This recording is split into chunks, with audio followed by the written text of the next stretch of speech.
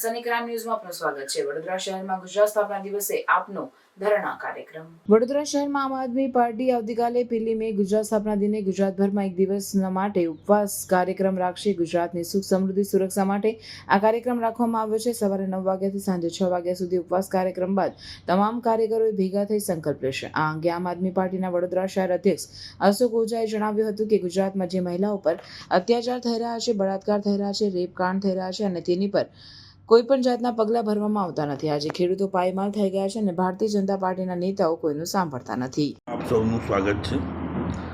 ગુજરાતમાં જે મહિલાઓ પર અત્યાચાર થઈ રહ્યા છે, બળાત્કાર થઈ રહ્યા છે, રેપકાંડ થઈ રહ્યા છે અને તેની પર કોઈ પણ જાતના પગલાં ભરાતા નથી। આજે ખેડૂતો પાયમાલ થઈ ગયા છે અને ભારતીય જનતા પાર્ટીના નેતાઓ કોઈનું સાંભળતા નથી। તે લોકો પોતાની જ ચલાવી અને લોકો પર અત્યાચાર જે ગુજારી રહ્યા છે તેને લઈ આજે અમે લોકો તારીખ 1 મેના રોજ ગુજરાત સ્થાપના દિવસે તમામ આમ આદમી પાર્ટીના નેતાઓ, કાર્યકરો ભેગા થઈ દરેક જિલ્લા, વોર્ડ, પાલિકાઓ, નગરપાલિકાઓ, શહેરમાં એક દિવસનો ઉપવાસ રાખવાના છીએ।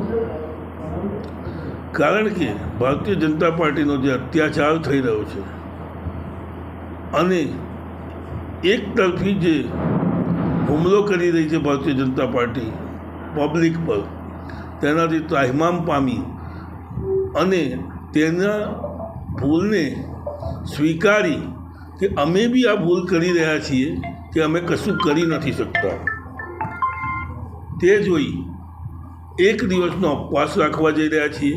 સવારે 9 વાગ્યાથી સાંજના 6 વાગ્યા સુધી 6 વાગે સાંજે બધી જગ્યાએ લોકો ભેગા થશે।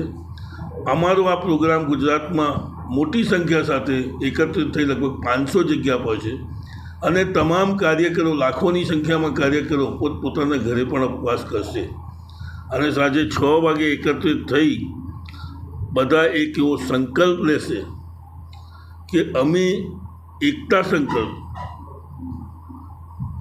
ગુજરાતના પરિવર્તન સંકલ્પ લાવીશું, પરિવર્તન સંકલ્પ કરીશું અને ગુજરાતમાં પરિવર્તન લાવવાનો પ્રયાસ કરીશું કે જે બધું થઈ રહ્યું છે તે બંધ થાય, ગુજરાતની સુખ સમૃદ્ધિ પરત આવે એવા આમ આદમી પાર્ટીના કડક પગલાં ભરી અને આ લોકો પર કોઈ પણ જાતના નિર્ણયો લઈ અને ભારતીય જનતા પાર્ટીને ભગાડવાનો પ્રયત્ન કરીશું। આ ઉપવાસ જે તમે રાખવાનું કહો છો, ઉપવાસ કઈ જગ્યાએ રાખશો તમે? ઉપવાસ દરેક વોર્ડમાં, દરેક વિધાનસભામાં મોટી સંખ્યામાં ભેગા થશે અને ત્યાં અમે લોકો ઉપવાસ પર બેસીશું સવાર 7 વાગ્યાથી જ અને સાંજે 6 વાગ્યા સુધી। અને જે લોકો પાસે સમય નથી તે લોકો પોતાની નોકરી પર, પોતાના ધંધા પર સ્વેચ્છાએ ઉપવાસ રાખશે અને સાંજે બધા ભેગા થઈ અને સંકલ્પ લેવાની જગ્યા પર સંકલ્પ લઈશું। સનસની ક્રાઇમ ન્યૂઝ ને સબસ્ક્રાઇબ કરો અને બેલ આઇકન દબાવી તાજી અને સચોટ ક્રાઇમ સમાચાર સૌથી પહેલા મેળવો।